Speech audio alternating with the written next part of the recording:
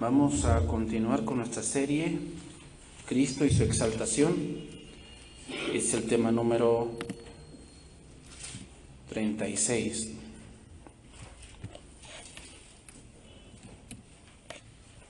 El tema de esta tarde se titula El clamor de los mártires.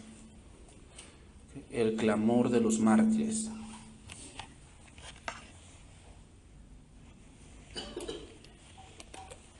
Apocalipsis capítulo 6, verso 9.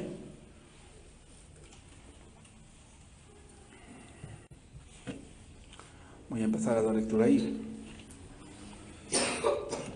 Dice ahí: cuando abrió el quinto sello, vi bajo el altar las almas de los que habían sido muertos por causa de la palabra de Dios y por el testimonio que tenían.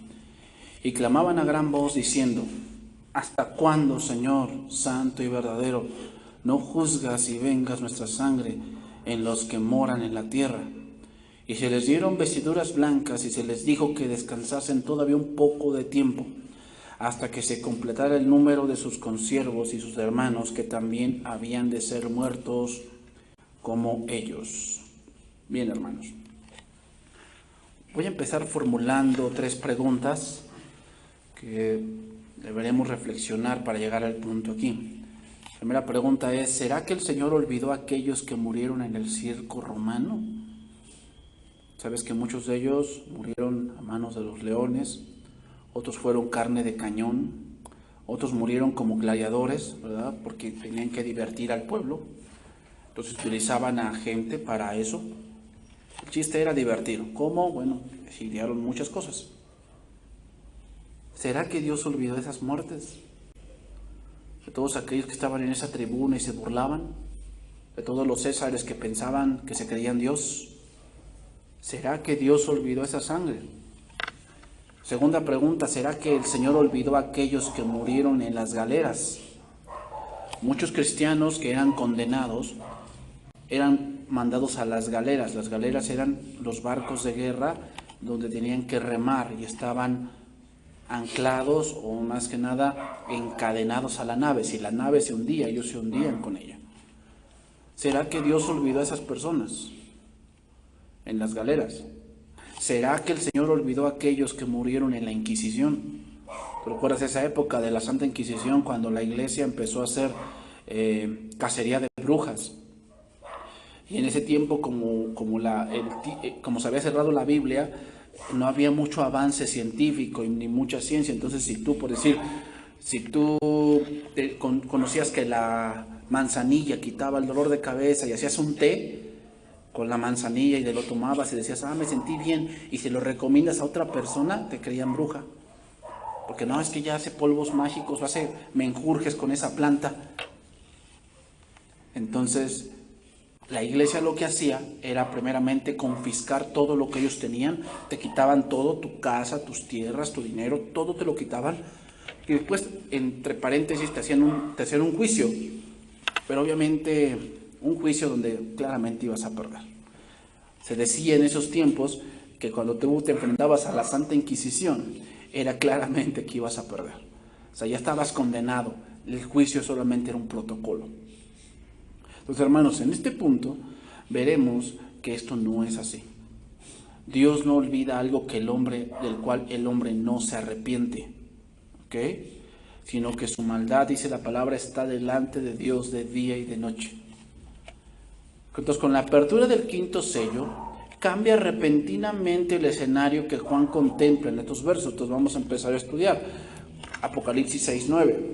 Cuando abrió el quinto sello, vi bajo el altar las almas de los que habían sido muertos por causa de la palabra de Dios y por el testimonio que tenían.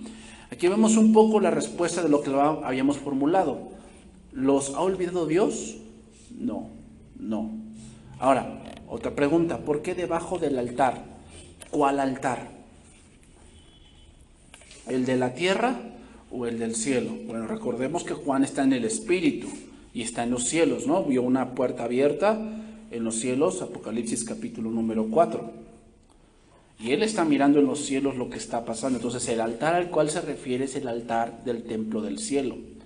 ¿Por qué debajo del altar? Bueno, el altar es donde era echada la sangre de los animales sacrificados.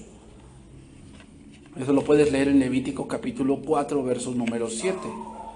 Dice, y el sacerdote pondrá de esa sangre sobre los cuernos del incienso aromático que está en el tabernáculo de reunión delante de Jehová, y echaré el resto de la sangre del becerro al pie del altar. Ahí se echaba esa sangre.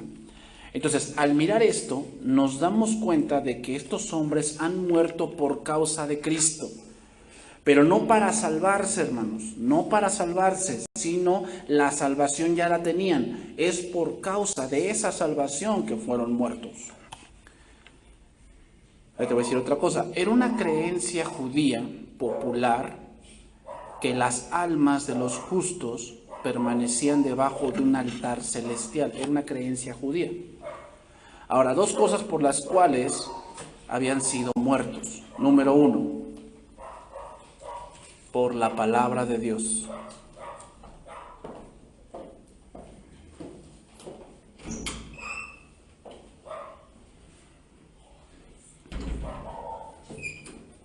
Entonces, número uno, por la palabra de Dios. Esto nos hace pensar en la perseverancia de estos hombres, que estos hombres tenían. Es decir, nadie va a morir por algo que no conoce. ¿Ok, hermanos? Nadie va a morir ni va a vivir algo que no conoce. Vamos a ver un ejemplo de esto. Hechos 7:44. Vamos a ver un ejemplo de esto. Entonces, ¿por qué es importante conocer? Bueno, es importante porque si no, ¿cómo vamos a vivir algo que no conocemos? O sea, muchas veces el cristianismo no es a lo que creemos. Porque la gente tiene un pensamiento de lo que es ser cristiano, ¿no? Tiene un pensamiento de esto. O sea, dicen, es que ser cristiano es no portarse mal, ¿no? Dicen, es que ser cristiano es no portarse mal. Ser cristiano es no decir groserías, ¿no? Cualquiera, si tú dices que eres cristiano y dices groserías, pues no que eres cristiano, ¿no? Para los del mundo ser cristiano es, pues no, obviamente, pues tener nada más una esposa. O sea, si tienes dos, pues no eres cristiano. Ese es el pensamiento que tiene el mundo, pero ese tipo de cosas creo que es de todos. Hasta el catolicismo exige eso. Pero ellos eximen, ¿por qué? Pues porque no tienen conocimiento. Por lo tanto, no viven de acuerdo a lo que ellos creen. Por eso dice Santiago que aquel que dice que tiene fe, pero no tiene conocimiento, su fe es vana. Es decir, ellos creen en el catolicismo, pero no saben ni siquiera qué es eso. No saben qué es lo que deben cumplir, no saben qué es lo que deben seguir. ¿Ok? Entonces, hermanos, estas personas fueron muertas por causa de su fe, pero es una fe cimentada en algo verdadero. Hechos 7:44, ahí vemos a un cristiano llamado Esteban. Dice, tuvieron nuestros padres, el tabernáculo del testimonio en el desierto, como había ordenado Dios cuando dijo a Moisés que lo hiciesen conforme al modelo que lo había visto, el cual recibido a su vez por nuestros padres lo introdujeron con Josué, al tomar posesión de la tierra de los gentiles a los cuales Dios arrojó de la presencia de nuestros padres hasta los días de David. Este halló gracia delante de Dios y pidió proveer tabernáculo para el Dios de Jacob, mas Salomón le edificó casa. Si bien el Altísimo no habita en templos hechos de manos, como dice el profeta, el cielo es el trono y la tierra el estrado de sus pies. ¿Qué casa me edificaréis, dice el Señor? ¿O cuál es el lugar de su reposo? ¿No hizo mi mano todas estas cosas? Vete, hasta aquí, Esteban está dando una cátedra de historia. No podemos dar una cátedra de historia si no la conocemos, es obvio. O sea, se ve que Esteban había estudiado todo el Antiguo Testamento, lo había estudiado y había, sacado todo esto. Y al enseñarles, ¿a qué punto quería llegar Esteban? Al punto que el pueblo siempre fue incrédulo. Ese es el punto por el cual da toda esa cátedra. Toda la cátedra de Esteban tiene el punto de decirles, ustedes son unos incrédulos como sus padres. Desde el tiempo de Moisés, desde el tiempo de Abraham, ha habido incrédulos. Y por lo tanto Dios ha tenido que ir disciplinando poco a poco al pueblo. Por eso el versículo 51 les dice, duros de cerviz e incircuncisos de corazón y de oídos, vosotros resistís siempre al Espíritu Santo, como vuestros padres, así también vosotros. Ahí está la respuesta. ¿Por qué dio toda esa cátedra? Para llegar a ese punto. Sus padres fueron así y ustedes son peor. ¿Por qué?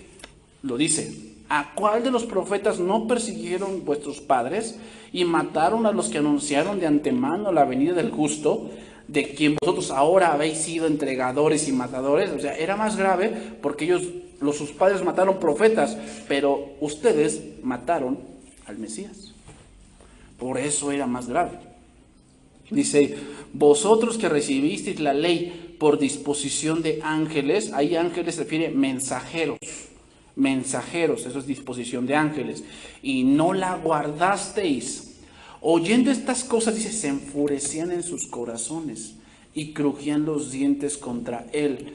Pero Esteban, lleno del Espíritu Santo, puestos los ojos en el cielo, vio la gloria de Dios y a Jesús que estaba sentado a la diestra de Dios, y dijo, he aquí veo los cielos abiertos y al Hijo del Hombre que está a la diestra de Dios. Entonces ellos, dando grandes voces, se taparon los oídos y arremetieron a una contra él. Y echándole fuera de la ciudad, le apedrearon. Y los testigos pusieron sus ropas a los pies de un joven que se llamaba Saulo. Y apedreaban a Esteban mientras él invocaba y decía, Señor Jesús, recibe mi espíritu.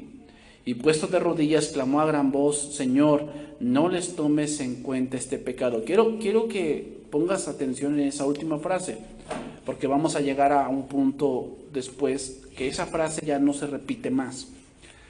Les dice, no les tomes en cuenta este pecado. Y habiendo dicho esto, durmió.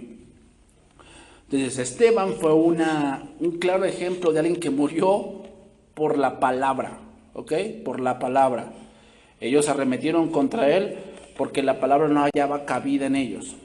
Número 2, por el testimonio. Aquí la palabra testimonio viene de una palabra griega marturia, y significa una evidencia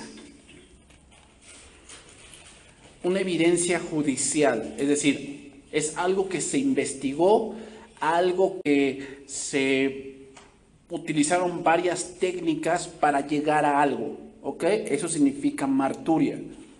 Esto quiere decir que eran famosos, pero no por su predicación, sino por la forma de vivir que tenían. Hechos 17:1. Hechos 17:1.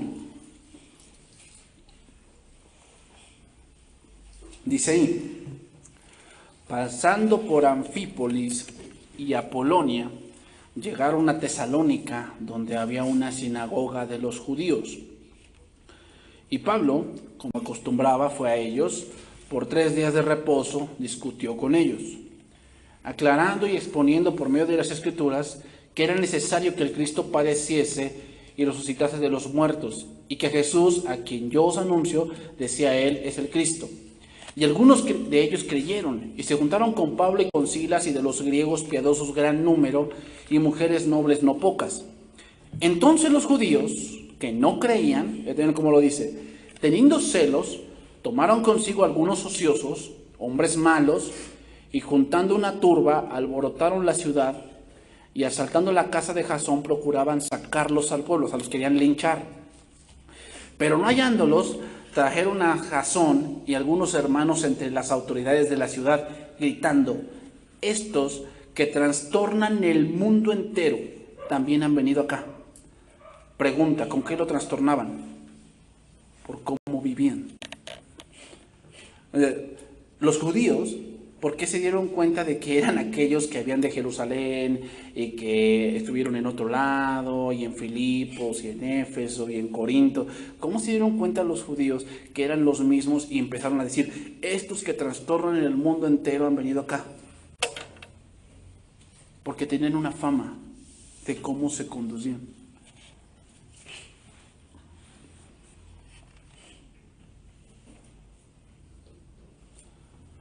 Ahora, viendo esta sucesión de eventos, nuestro maestro enseñó algo parecido y vamos a estudiar un poco eso. Mateo 24. Vamos a ver ahí, Mateo 24, versículo 9. Entonces, estos mártires fueron muertos por 2 cosas, por la palabra y por su testimonio. O sea, ellos daban evidencia de lo que predicaban, ¿ok? Entonces vamos a hablar ahora en el punto profético de que va a venir una persecución, hermanos. Mateo 24 tiene dos puntos. Uno es cuando los apóstoles le preguntaron a Jesús, dinos cuándo serán estas cosas. ¿Qué cosas? Anteriormente Jesús había dicho que el templo sería destruido y que no quedaría piedra sobre piedra. Eso quiere decir que los apóstoles querían saber cómo sería eso. Eso sucedió en el año 60 después de Cristo con Tito Vespasiano. Pero también las cosas que Jesús dijo aquí tienen una connotación profética de lo que después vendrá en los tiempos finales. Dice ahí, capítulo 24, versículo 9. Entonces os entregarán a tribulación y os matarán, y seréis aborrecidos de todas las gentes por causa de mi nombre. La persecución, hermanos, será desde sus inicios de alcance mundial. También podemos decir que los gobiernos del mundo tolerarán esta persecución y es más, la dirigirán activamente, es decir, surgirá en un punto y hoy lo que tanto surge son los derechos humanos. Bueno, ahí los derechos humanos se van a esfumar. Porque hoy los derechos humanos defienden más la vida de un violador que la vida de un niño, ¿no?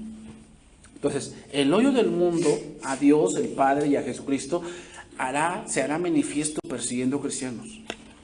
Y hermanos, eso está viniendo. O sea, tú vete a Oaxaca, vete a Guerrero, vete a Yucatán y vas a ver cómo allá sí dicen, hermanos, que si tú llegas así a poblados y tú vas a predicar, te amenazan. Dicen, no, a mí no me cuentes de eso y si sigues predicando te vamos a matar. O sea, ¿sabes? Ahí sacan sus armas, sus cuernos de chivo. Es más, el país, Bolivia, está prohibido predicar el evangelio. Inevitablemente, hermanos, la persecución dejará al descubierto a los que se identifican con Jesucristo exteriormente. ¿Qué quiere decir? A todos los que están fingiendo, ahí se va a descubrir que no eran. O sea, hoy mucha gente finge porque pues no hay persecución y porque pues ser cristiano pues es como decir que eres testigo y eres mormón y eres adventista. Pero en ese momento va a ser la hora de la verdad. Sigue diciendo, versículo 10.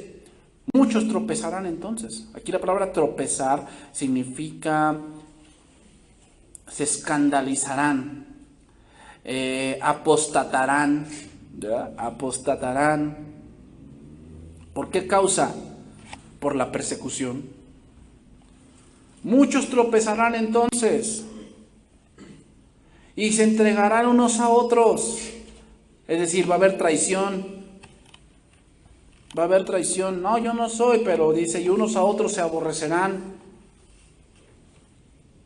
Es decir, solamente por ser cristiano va a haber un gran odio contra esas personas. La persecución, hermanos, siempre hace que se revele la cizaña del trigo. Siempre. Los falsos creyentes mostrarán su carencia de la fe genuina al desertar. Dice, y muchos profetas se levantarán y engañarán a muchos, y por haberse multiplicado la maldad, el amor de muchos se enfriará. En primera de Juan 2:19, te lo voy a leer, dice, salieron de nosotros, pero no eran de nosotros, porque si hubiesen sido de nosotros, habrían permanecido con nosotros, pero salieron para que se manifestase que no todos son de nosotros. Hermanos, los cristianos genuinos, por otra parte, seguirán siendo como siempre fieles, ya que como dijo Cristo, el que persevere hasta el fin, ese será salvo. ¿Qué quiere decir ahí perseverar? Que no te echas para atrás aunque la persecución esté ahí. Hermano, nosotros no hemos sufrido eso aún, pero eso va a venir. Créeme, eso va a venir. Muchas veces cuando yo veo muchas gentes congregadas, yo me pregunto si viniera persecución, ¿cuántas de esas gentes permanecerían? Porque hay muchas gentes que buscan a Dios por un favor, pero no porque de verdad crean.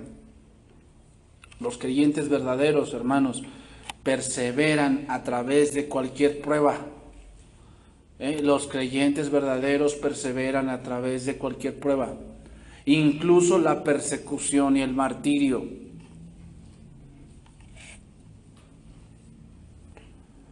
Mateo 24:14, seguimos ahí. Y será predicado este evangelio del reino en todo el mundo para testimonio a todas las naciones, y entonces vendrá el fin.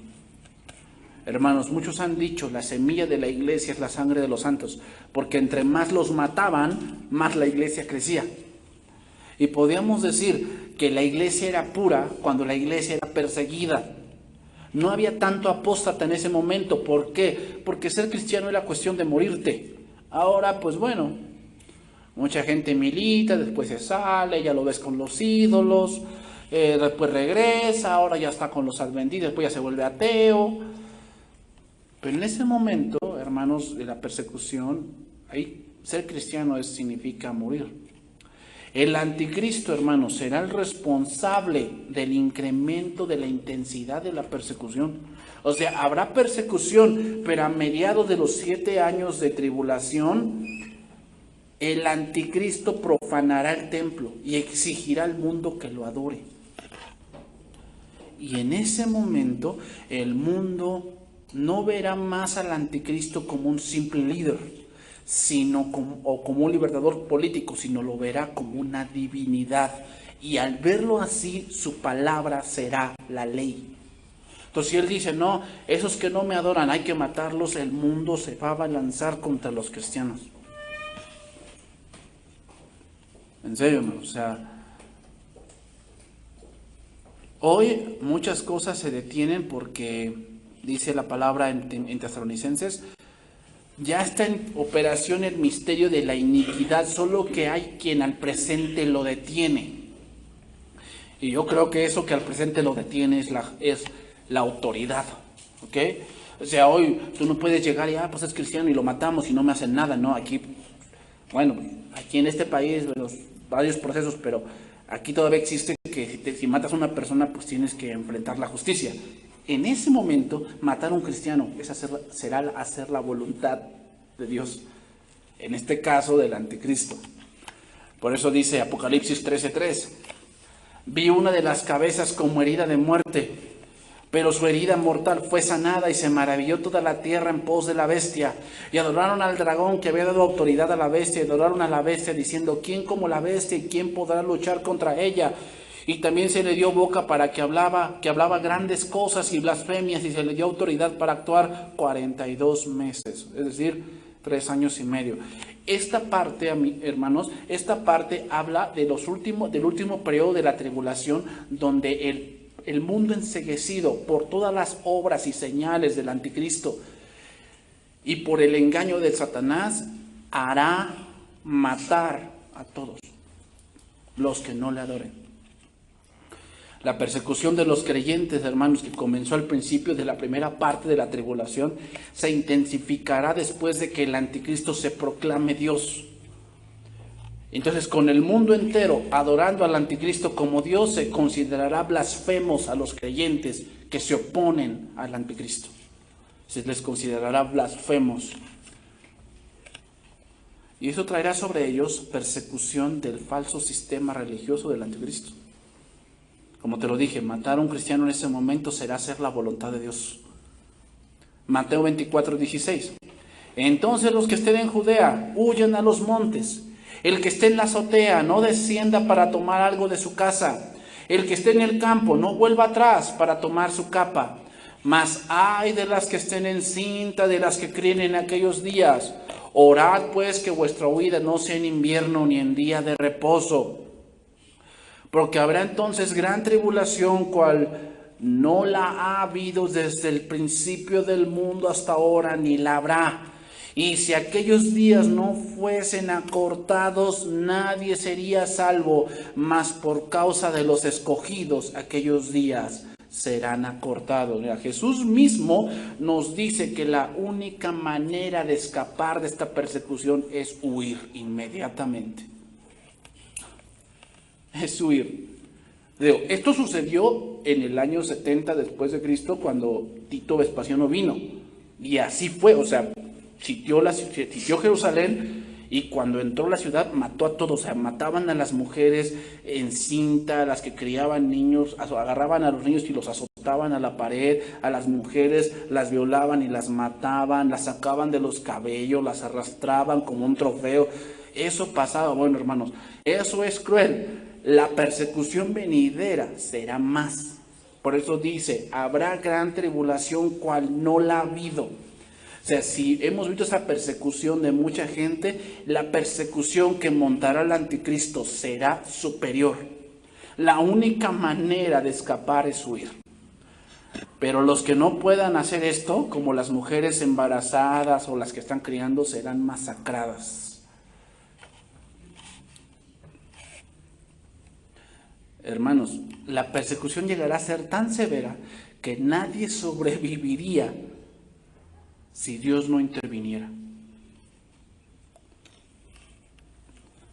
Entonces, hermanos, que muchos dicen, no, es que se vienen tiempos mejores. Pues yo no lo veo así. Cada vez la gente es más intolerante, cada vez la gente es más perversa, cada vez la gente es más violenta, quieren arreglar todo matando gente, cada vez la gente no arregla las cosas con palabras, sino con armas.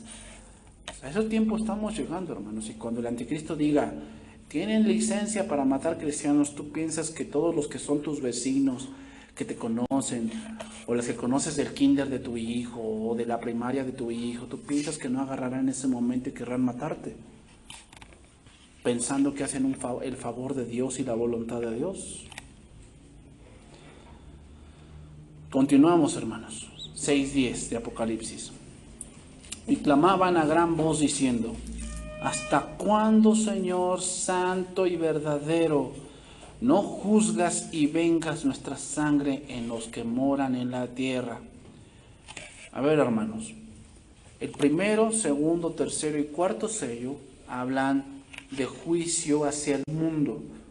Porque el primer sello hablamos de un sistema que se va a montar en el mundo.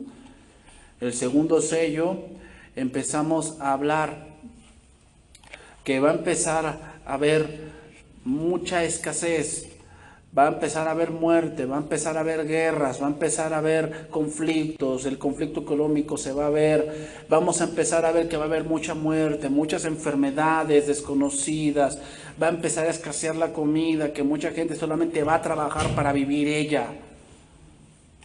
El quinto sello, ¿qué tiene que ver con ese tipo de cosas? Parece como que el juicio de Dios está cayendo sobre los creyentes, ¿no? Porque los van a matar.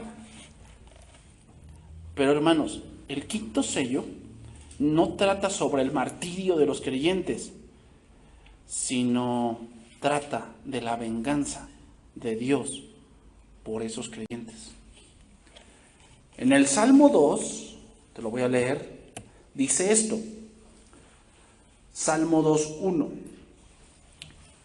¿Por qué se amotinan las gentes y los pueblos piensan cosas vanas? Se levantarán los reyes de la tierra y príncipes consultarán unidos contra Jehová y contra su ungido, diciendo, rompamos sus ligaduras y echemos de nosotros sus cuerdas. El que mora en los cielos se reirá. El Señor se burlará de ellos y luego hablará a ellos en su furor y los turbará con su ira. Entonces, ¿qué abre el quinto sello, hermanos? Nos enseña que esto también es en parte la venganza de todos aquellos que han muerto y que claman por justicia.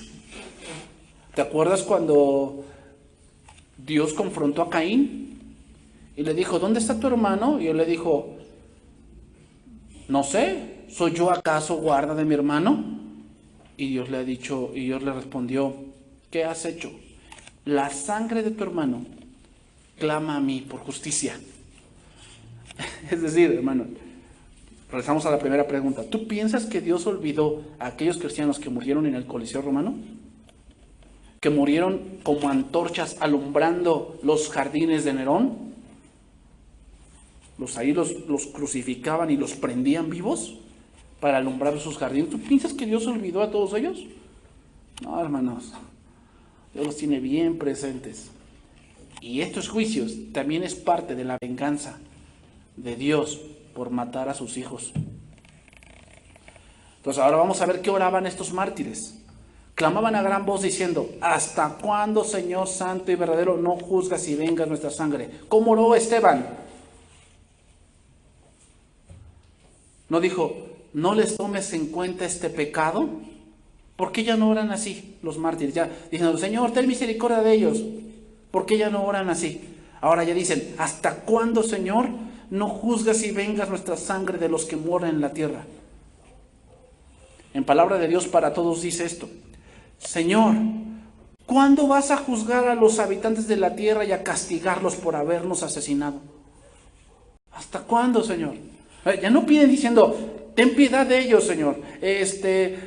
No les tomes en cuenta el pecado. Ya no piden así. ¿Por qué? Porque la gracia se acabó.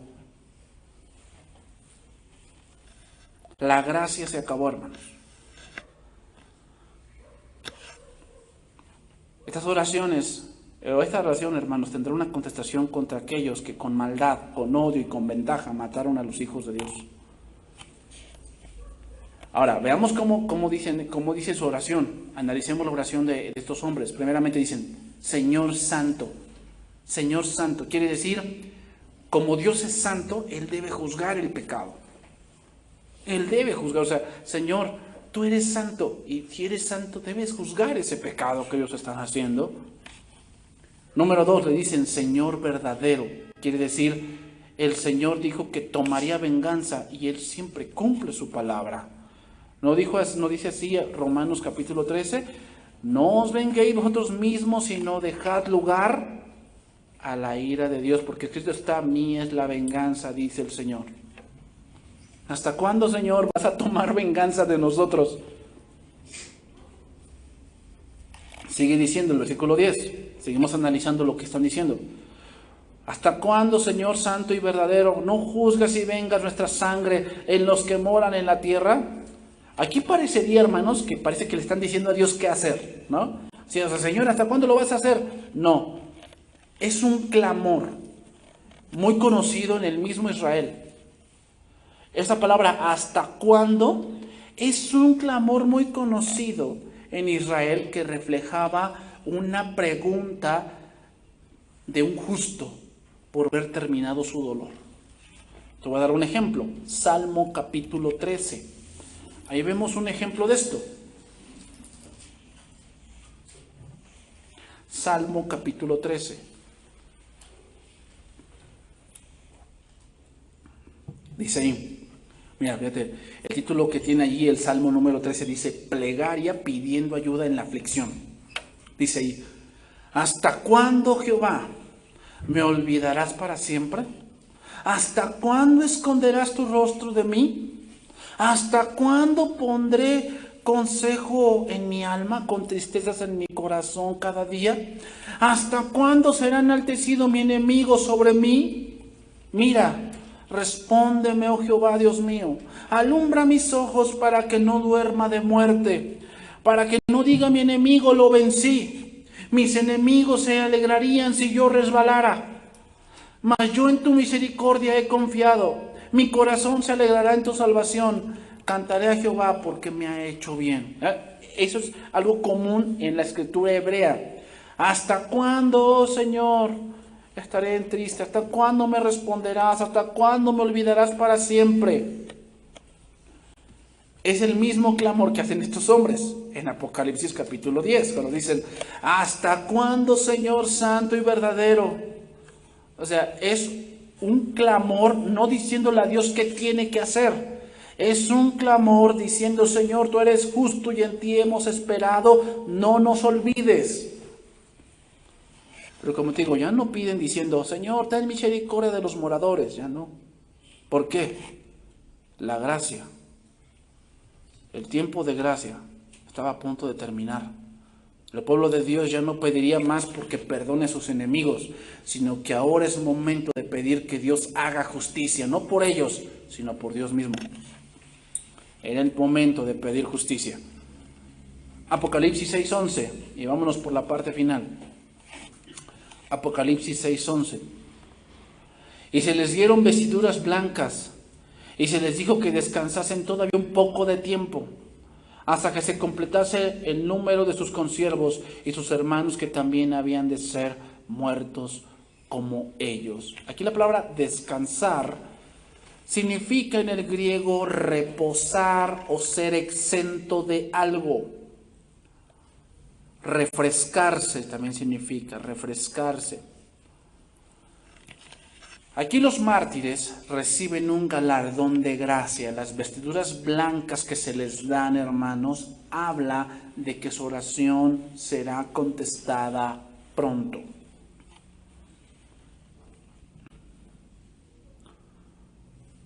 Habla de que en verdad su muerte sería vengada. Por eso se les dio esas vestiduras blancas. Es decir, que su petición que ellos estaban haciendo a Dios era totalmente justa. No estaban pidiendo algo que fuera injusto. Era algo justo, que Dios tomase venganza de sus vidas con los moradores de la tierra. Pero dice que se les dijo que descansasen todavía un poco de tiempo. Ahora, esa parte, poco de tiempo, habla de la eternidad. Es decir, ¿cuánto será 10 años en la eternidad? Vamos a ponerlo así, un parpadeo.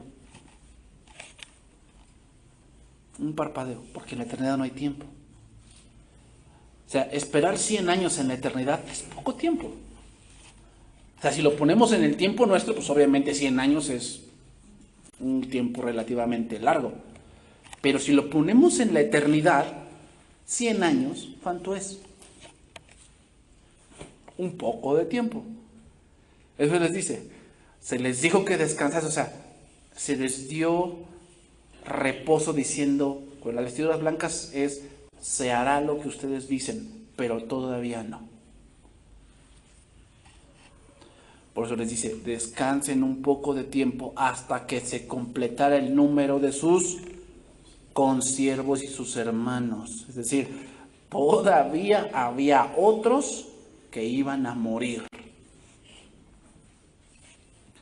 Los mártires, hermanos, también se les asegura que su petición será contestada después que se complete el número de sus consiervos. Descansar aquí, hermanos, también se refiere a disfrutar de las bendiciones de la presencia de Dios.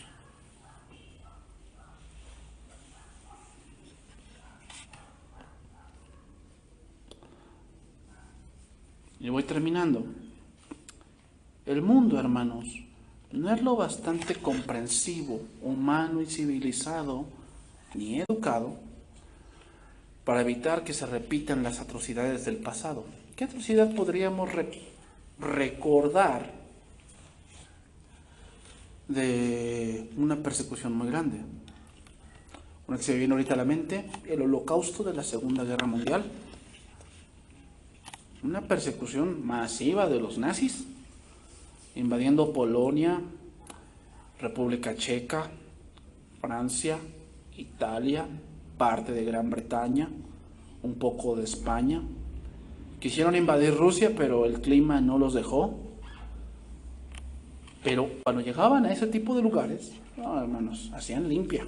¡Fum! Ah, tú eres judío. A un campo de concentración. Y mataron a miles de judíos. O sea, no solamente en el holocausto de matarlos así, experimentaban con ellos. Eran tomados como conejillos de indias, hermanos. Se dice que les inyectaban algo y empezaban a convulsionar, y cuando se morían ya no reaccionaban, los sacaban como basura y decían, traigan otro. Vamos a probar ahora con otra cosa. Hacían experimentos con ellos. O sea, hermanos, de verdad era una cosa increíble. Ya te he mencionado otra cosa, por la Santa Inquisición, que me dices de las cruzadas también. Las cruzadas que hicieron la Iglesia Católica. Y eso, hermanos, se va a volver a repetir. ¿Qué? Persecución de cristianos que son seres humanos y que los tratarán como animales. Las atrocidades de la tribulación excederán mucho a cualquiera de las ocurridas anteriormente, hermanos. Si nos espantamos por lo que ocurrió en la Segunda Guerra Mundial, esto que viene, hermanos, será peor. Hebreos 12:1, y con eso voy a terminar.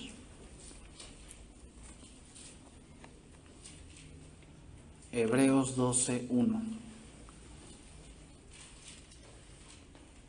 Y con eso vamos a terminar. Dice ahí, Hebreos 12:1.